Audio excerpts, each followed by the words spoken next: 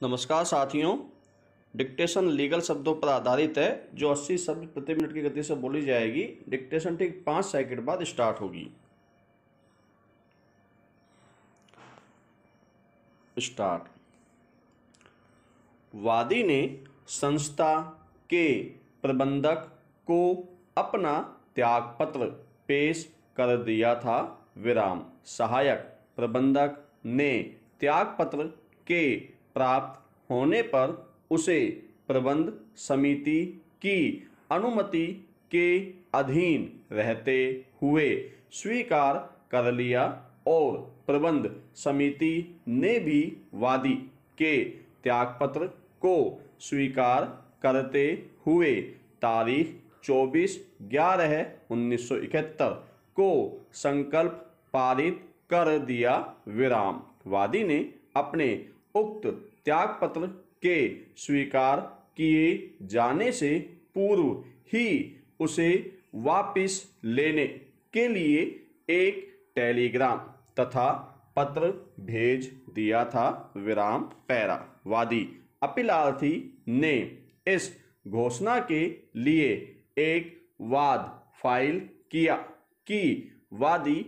अपीलार्थी के त्यागपत्र को स्वीकार करते हुए 24 अक्टूबर 1971 को कॉलेज की प्रबंध समिति द्वारा पारित संकल्प शून्य और अप्रभावी है और यह कि वादी अपीलार्थी अध्यापक के रूप में उक्त कॉलेज की सेवा में बना हुआ है। विराम। पैरा। विचारान न्यायालय ने यह मत व्यक्त किया कि प्रबंध समिति द्वारा वादी का त्यागपत्र स्वीकार नहीं किया जा सका था। विराम। किंतु अपील में यह डिक्री उलट दी गई और यह विनिश्चय किया गया कि वादी अपीलार्थी अपना त्यागपत्र एक बार देने के पश्चात वापस नहीं ले सकता। विराम। पैरा। अतः विद्वान एकल न्यायाधीश ने खंड न्यायपीठ के विचारार्थ ये प्रथम प्रश्न निर्दिष्ट किए। क्या यूपी इंटरमीडिएट एजुकेशन एक्ट 1921 के अधीन विरचित विनियमों के विनियम 29 और 30 के अधीन किसी त्यागपत्र का विधि की दृष्टि से प्रभावी होने से पूर्व प्रबंध समिति द्वारा स्वीकार किया जाना आवश्यक है।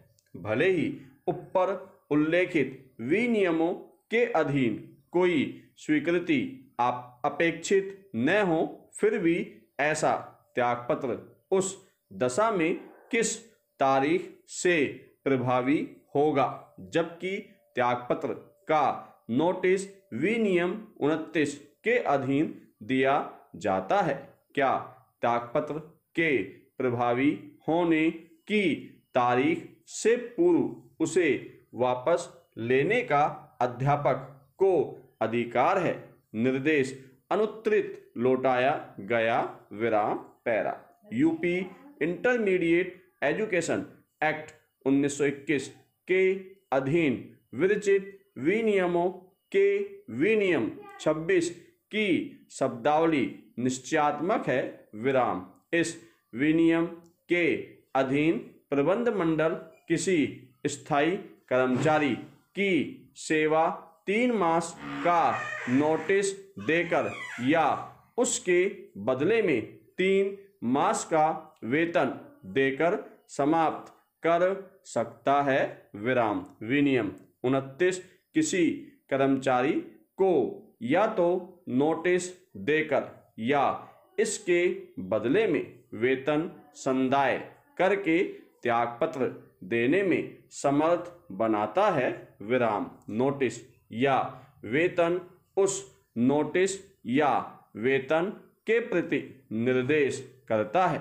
जिसके लिए वह उस दशा में हकदार होता है, जबकि प्रबंध तंत्र उसकी सेवाएं समाप्त करता है विराम। दूसरे शब्दों में विनियम 29 जहां तक नोटिस की अवधि या वेतन का संबंध है विनियम 26 के प्रति निर्देश करता है विराम। तदनुसार कोई कर्मचारी केवल 3 मास का नोटिस देकर या इसके बदले में वेतन देकर ही त्याग पत्र दे सकता है विराम। इससे यह प्रतीत होता है कि किसी कर्मचारी को त्याग पत्र देने का कोई अनियंत्रित अबाध अधिकार नहीं है विराम।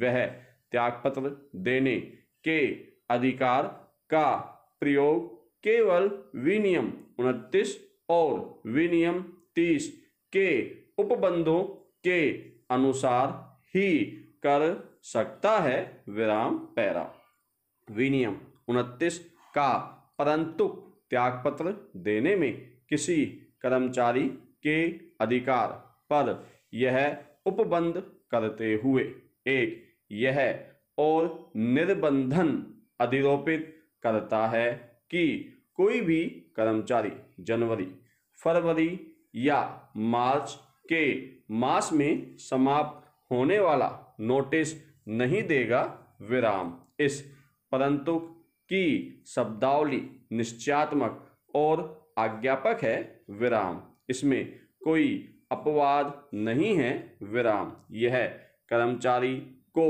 कोई विवेकाधिकार प्रदान नहीं करता विराम। धन्यवाद साथियों।